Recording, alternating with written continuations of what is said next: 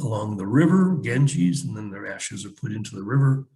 And if they're poor or some traveler, no name, John Doe, those bodies are all just stacked up and burned. Now, I was imagining with my death that Trish, again, would be terribly inconvenienced, and maybe she would go to the lengths to contact the U.S. Embassy and try to arrange to have my body transported back to USA. Just, I mean, what a horrible, horrible situation that would be for her to have to go through all that in a very, very strange land. Well, obviously, I did not die, but I just remember being so just defeated when I actually felt better. The fever broke, and I felt better on the fourth day of our stay in Haridwar. Trish, she was very kind. She would take cold or a damp cloth to my forehead often, and while I was burning up.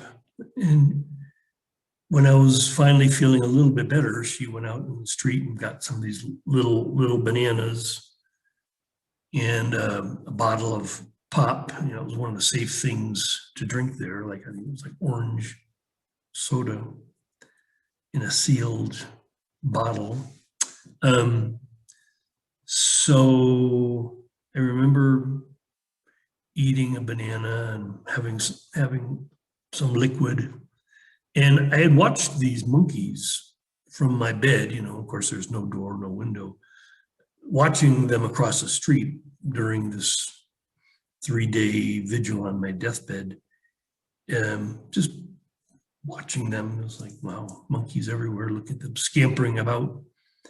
And on this particular morning, Tricia had brought the bananas, and there were a little bunch sitting on the bed, and she was doing something. She wasn't in the room at the time, I don't believe.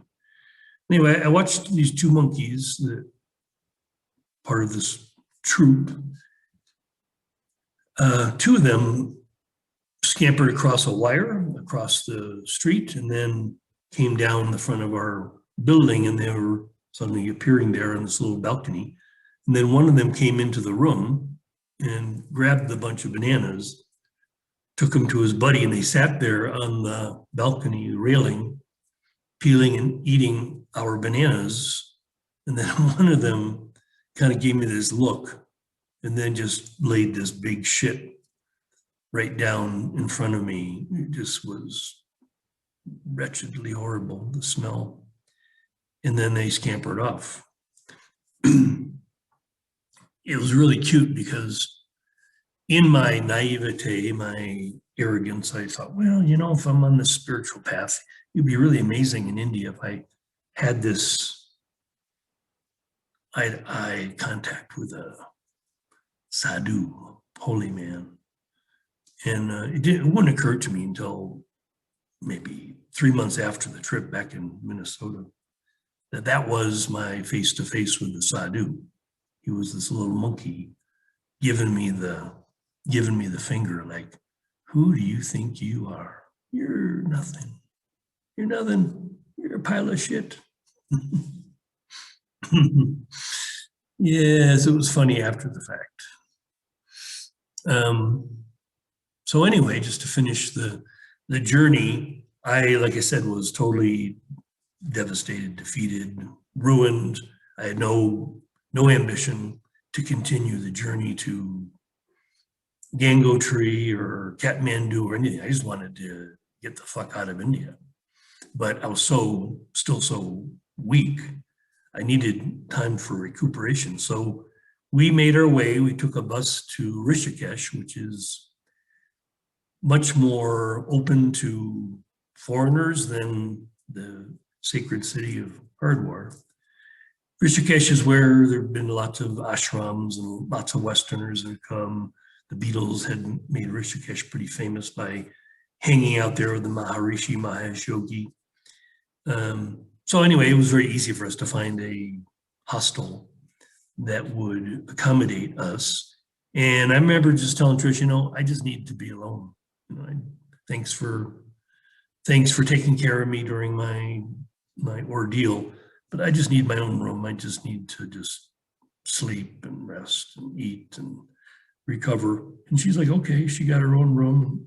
I probably didn't tell her right away that I wasn't planning on continuing, but I told her eventually that I wasn't going to continue our plan.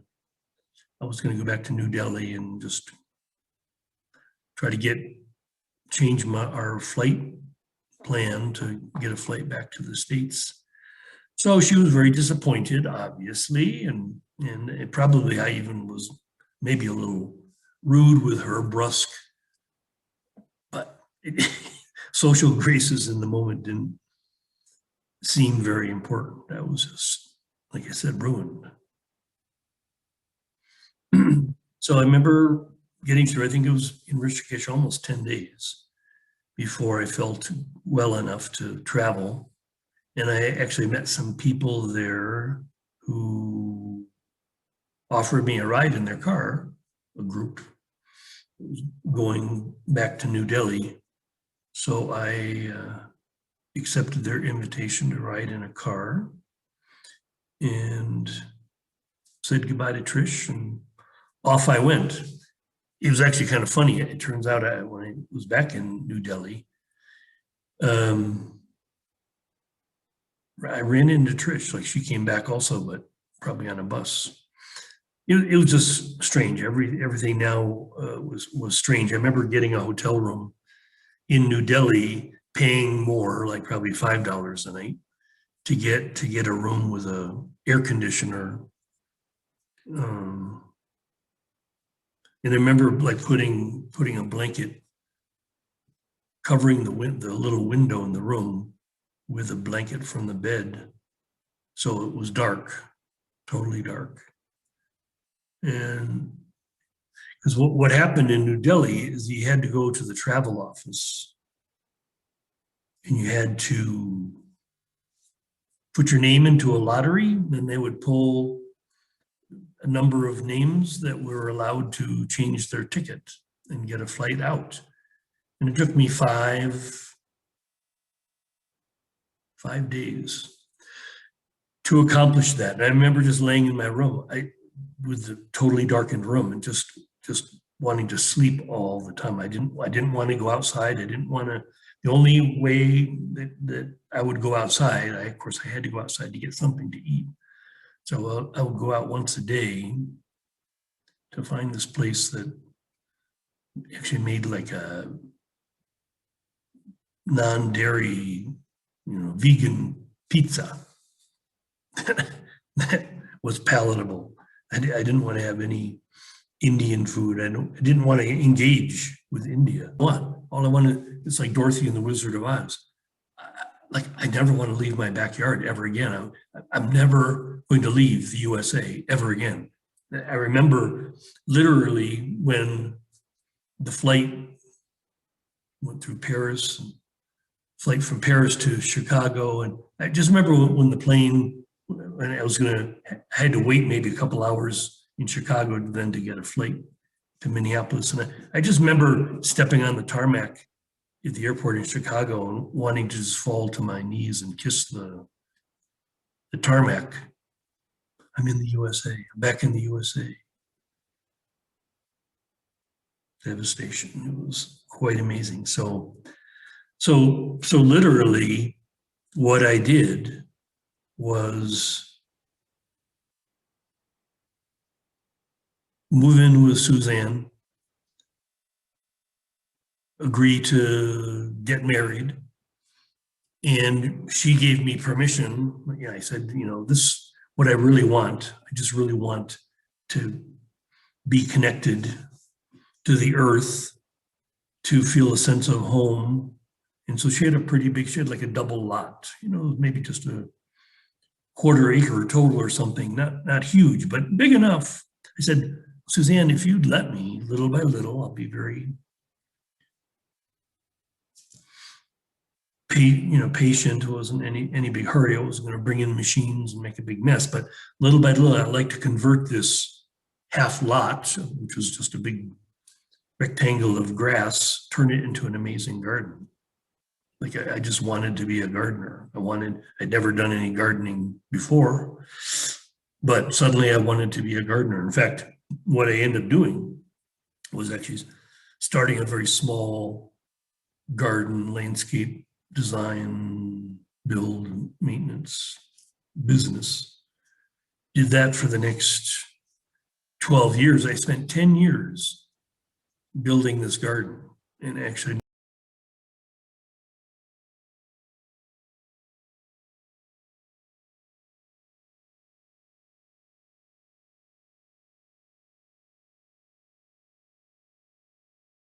from that process, but but it was so important for me after this devastation to really work at like making a home, making a place that my soul could finally feel safe, feel relaxed, feel peaceful. And really, it was the garden. It was the garden that saved me. My relationship with Suzanne had its challenges, and I was a stepdad to her 16-year-old daughter, and that had challenges. But the garden, for 10 years, the garden really, truly was my salvation. So,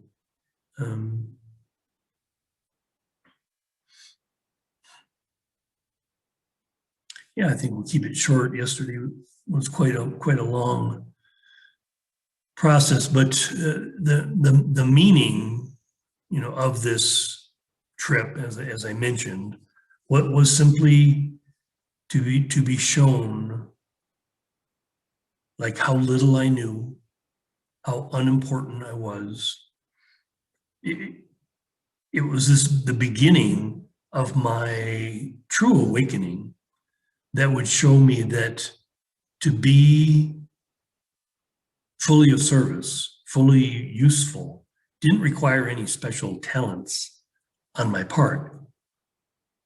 It simply required my emptiness, my willingness. And so, like I said, this devastation, I had no ambition to be anything, to do anything. I just wanted to be simple. And that's why I like the gardening. I wanted to, that expression I use, common as a stone.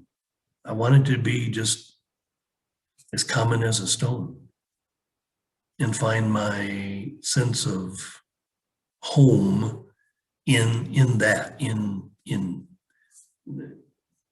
nature, the earth, the plants, water, the elements. So it was the beginning of what, of course, that is fully flourished now here in my oasis in Ecuador. But this was the beginning of that process of realizing what was truly important, what was absolutely important for me to learn, to be.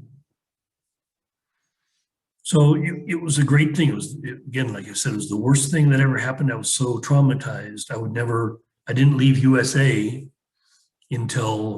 for 18 years, really, until I started exploring for my place in Latin America. I didn't want to, I couldn't even imagine traveling to a foreign country ever again. So that's, I think, enough for today.